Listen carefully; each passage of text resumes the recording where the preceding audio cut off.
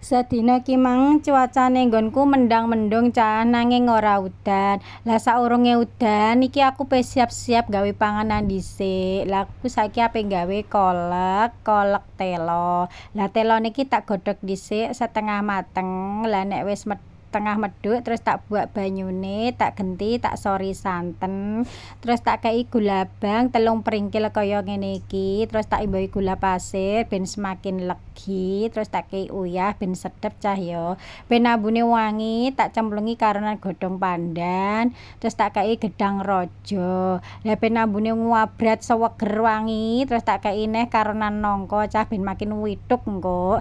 Lah wis cukup ngene. Terus iki diaduk-aduk terus aja nganti mumbul santene. Lah nek kirane wis medhuk kabeh terus dipateni kompore. Lah iki lho cukup swimpel carane gawe kolak nangka gedang raja karenan telo sing rasane iki widuk tenan.